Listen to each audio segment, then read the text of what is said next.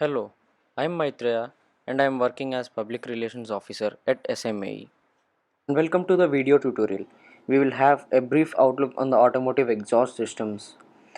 You know what? The stock factory exhaust is designed to muffle the sound to a possible extent. This also creates some back pressure due to flow restriction of exhaust gases. That means that no performance up to max potential of the engine. We will also get to know a few points about the aftermarket exhaust and how they could help in improving the performance of the vehicle. A nice way to get started is to know different components there in the exhaust assembly. The first part in the exhaust system is the exhaust manifold, which is also called as the header pipe, and then we have the exhaust midsection or the catalytic converter part, and then we have the exhaust muffler or the tail part. Now let's dive into some details on all the three parts. Here's an important point. Reducing back pressure is one of the easiest ways of gaining horsepower. That is the reason why we use aftermarket exhaust. So here is the header pipe. As you can see in the picture, it comes directly out of the engine. Those pipes that are coming out of the cylinder are also called as exhaust manifold. Now we'll see different type of exhaust manifolds, in which the first one being log manifold, which means that many different pipes coming out of the cylinders combine together into a single pipe for the exhaust gases.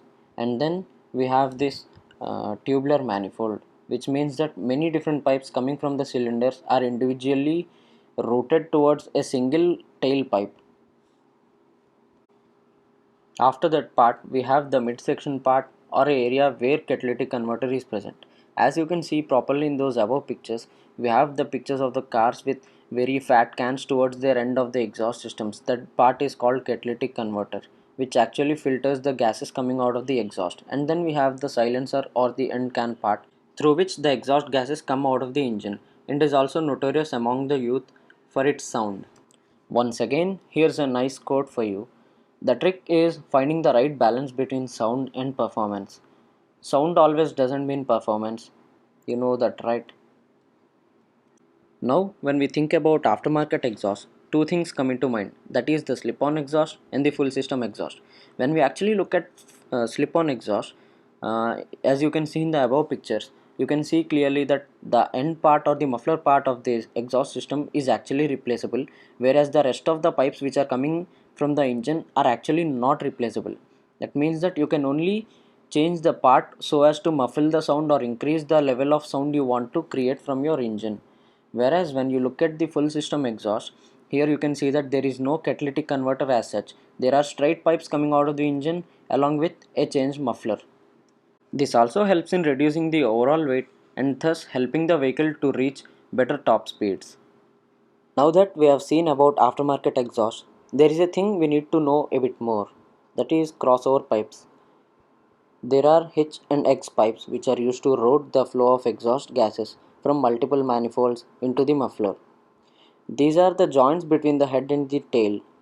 A lot of performance of the vehicles depends upon the exhaust gases and its flow characteristics. Experts also say that H pipes are better for low end torque, whereas X pipes are slightly better for high end horsepower, which means better redlining of the vehicle. Now we'll see in detail on type of exhaust layouts, and they are divided into number of cylinders and the number of silencers per cylinder. However, performance doesn't get affected by these kind of layouts, but then there are just about the aesthetic appearance of the vehicle. Now we'll go through some relevant pictures for better understanding. We have here is the one cylinder engine with one silencer per cylinder, that is 1 into 1, and then we have the Java with two silencers per cylinder, that is 1 into 2, and then comes the KTM Duke 790 with 2 into 1, and comes the Harley Davidson with 2 into 2 exhaust. Here comes the triple cylinder engines with Triumph Tiger having 3 into 1 layout, and then the Rocket 3R having 3 into 2 layout. Here comes the 3 into 3 exhaust of the MV Agusta, and then the 4 into 1 exhaust of the 4 cylinder engine, and then the 4 into 2 exhaust of the Benelli, and here comes the 4 into 4 exhaust of the MV Agusta F4, and then we come into the 6 cylinder category with the Honda being 6 into 1, and 6 into 2 again the Honda Goldwing, and again we have the 6 into 4 of the Porsche. We know that all the exhaust pipes are bent from head to tail. Now we get to know about the bending types for the exhaust systems.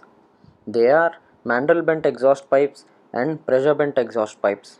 Mandrel bent pipes have uniform dia at the area of bend, whereas pressure bent pipes have a significant compression at the bend area. That means that Mandrel bent pipes provide better airflow, whereas pressure bent pipes provide restricted airflow. Due to this very reason, back pressure is created and there is a lot of loss of performance and also some occasional knocking. Having seen all of this, now let us get to the final summary of this tutorial video. Because of the new aftermarket exhaust, there is more air flowing out of the muffler, back pressure reduces, and hence less carbon buildup near the manifold area, and also less pollution. We have better weight savings due to the new aftermarket exhaust. There is also a decent increase in the horsepower and torque figures. Due to the increased resonance in the aftermarket muffler, we also get to hear a sweet rumble when climbing up the revs towards the red line. That's it for this video. Thank you for watching.